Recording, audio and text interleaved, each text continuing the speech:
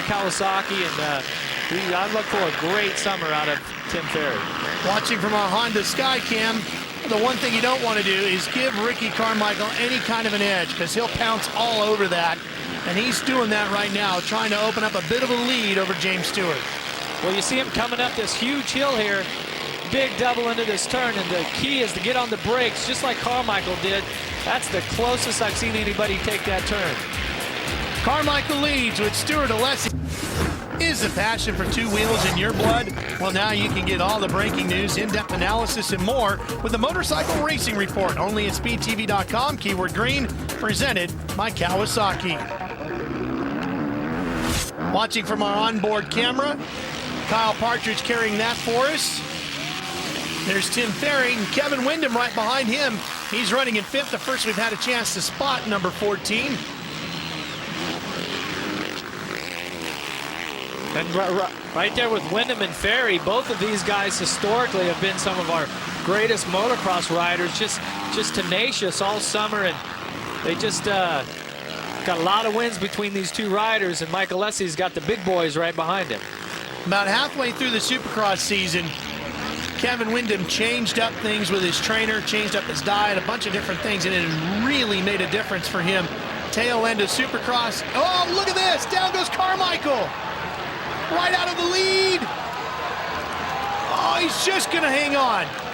Stewart's right alongside of him now. And Stewart's showing a lot of patience. Didn't panic when he went down, but has got the wheel on him maybe. Let's see what happened to Ricky Carmichael. Just comes through. There's a little G out here coming into this turn. Pretty good holes.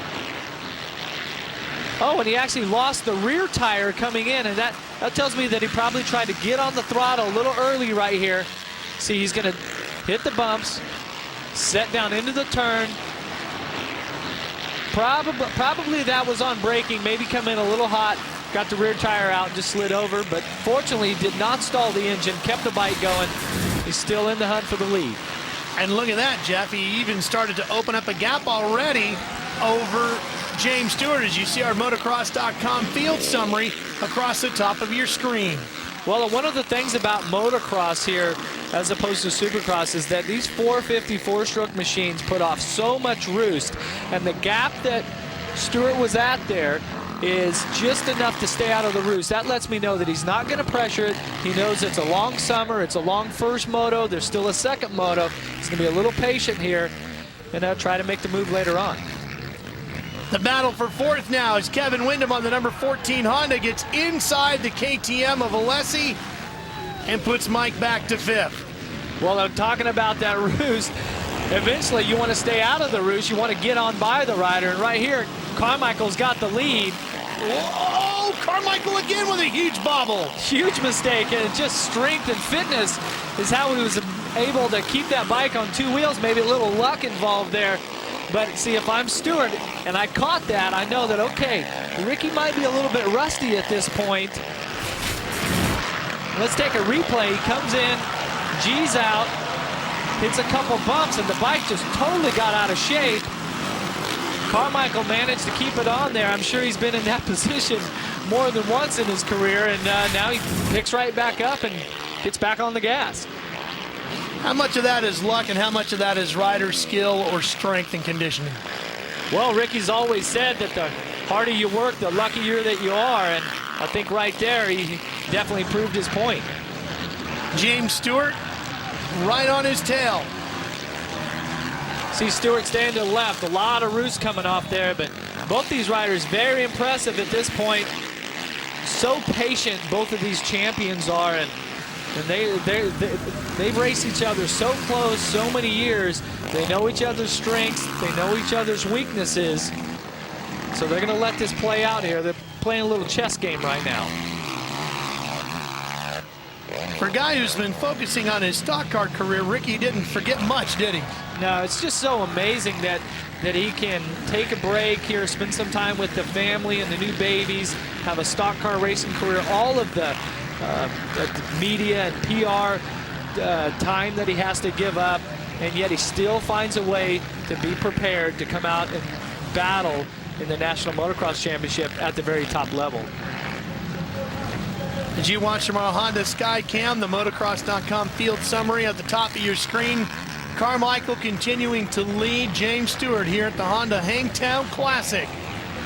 And what this gives us is such a great perspective of all of the lines on the track. And motocross is so tough, and there's so much roost that comes off the bikes that riders are constantly trying to find a fast line out of the roost. So you see a lot of inside-outside lines, and from way up above there, you can definitely pick those out. Well, as you mentioned before, the dirt diggers who prepare the Honda Hangtown Classic each year here at the Prairie City Off-Highway Vehicle Park do an outstanding job. And I can tell you, I grew up here in Sacramento. I've been to this race many, many times, and boy, they've done an outstanding job of it this year. Well, and different than the past years, maybe the past 6 or 7 years, is that from the practice and qualifying on Saturday, typically they would just leave the track, and so when you come to practice on Sunday morning, the track's already totally destroyed. Well, this year, they worked on the track after Saturday's qualifying round, so they started today, Sunday morning, with a fresh track for the lights practice, and I tell you, the track is already chewed up. It's really nasty, but I think it's the best Hangtown that I've ever seen. And a huge crowd on hand taking it all in as well as Ricky Carmichael leads James Stewart here in Moto number 1 at the Honda. Welcome back to Northern California. Sacramento, the host of the Hangtown Classic, the season opener for the outdoor season, and James Stewart making the move on Ricky Carmichael. Nice move up the inside there. Carmichael trying to get back through on his inside, but you seen Stewart just over-jump that double coming into that bowl turn. Really aggressive. He wants that lead, and he's been taking a lot of roost here from the number 4. And he wants to get out of it. You can see him just carrying momentum on the left side. Look how far he over-jumps at, about 30 feet too far. And Carmichael doesn't do anything crazy, just says, okay, you've got the line, go ahead and take it. I'm not going to panic here. This is going to be a long day. Stewart able to woe the bike down by the time they got to this steep bank corner. Powered away with the lead. Good look at all the lines through there, Jeff. And you see they're starting to catch some traffic right now also, getting into some of the lapped riders. Not only does that take your line away if you get locked into one of them big, long ruts, but there's also a little bit of roost coming off of their bikes. Sometimes they make mistakes and whatnot, so getting through the lapped riders is pretty important at this stage of the race. Well, I guess now we'll find out as the white flag comes out just how far off of James Stewart is Ricky Carmichael. Is he really still in shape and all that? Because we've gone 30 minutes and we're down to the final lap. We're going to see if he's in shape. Well, I definitely think that he's in shape, but it's you know, does he is he a little bit rusty at this point? I don't think so. He's right here on the 7.